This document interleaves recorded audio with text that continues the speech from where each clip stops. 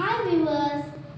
ஒரு சில்லறை கடையில் 1 கிலோகிராம் சீனியின் விலை ரூபாய் 130 ஆகவும், அரை கிலோகிராம் தேயிலையின் விலை ரூபாய் 180 ஆகவும், 250 கிராம் பருப்பின் விலை 1 கிலோகிராம் சீனியின் விலை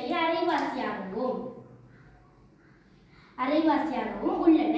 அமலா அக்கடையில் இம்மூன்று பொருட்களிலும் 2 கிலோகிராம் வீதம் வாங்க கடைக்காரருக்கு கொடுக்க வேண்டிய மொத்த தொகை யாருன்னு கேட்டிருக்கு. இப்போ சில கடையில் இப்போ 1 கிலோகிராம் சீனியின் விலை ரூபாய் 130, அரை கிலோகிராம் தேயிலை விலை ரூபாய் 180, 250 கிராம் பருப்பின் விலை 1 கிலோகிராம் சீனியின் விலை அரைவாசியாகும். இப்போ என்னென்ன பொருட்கள் இருக்குன்னா சீனி, தேயிலை, பருப்பு. இப்போ அளவு தந்திக்காங்க. சீனி அளவு, அதாவது சீனி 1 கிலோகிராம் விலை தந்திக்கு 130, தேயிலை 500 கிராம் தந்திக்காங்க 180, பருப்பு 250 கிராம் இப்போ தந்திக்காங்க.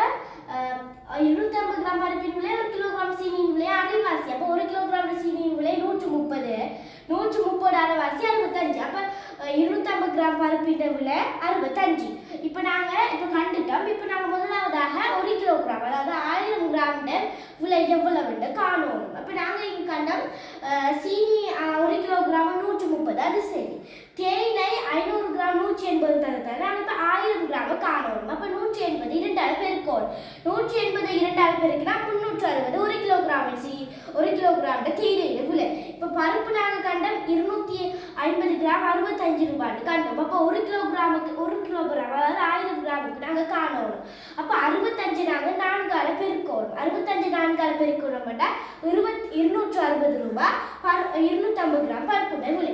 இப்போ இங்கே தந்தைக்கு மூன்று பொருட்களிலும் 2 கிலோகிராம் வீதம் வாங்க கடைக்காரருக்கு கொடுக்க வேண்டிய மொத்த தொகை யாருன்னு கேட்டிருக்கா. அப்போ இந்த மூன்று பொருட்கள்லையும் அவன் 2 கிலோகிராம் வீதம் வாங்குறாங்க. அப்போ சீனி 1 கிலோகிராம் 130ன்னா நாங்கள் 2 கிலோகிராம் காணணும். அப்போ 2000 கிராம். அப்போ நாங்கள் 130 2ஆல் பெருக்கணும். 130 2ஆல் பெருக்கினோம்னா 2 கிலோகிராம் விலை வரும். அப்போ 260 ரூபாய் 260.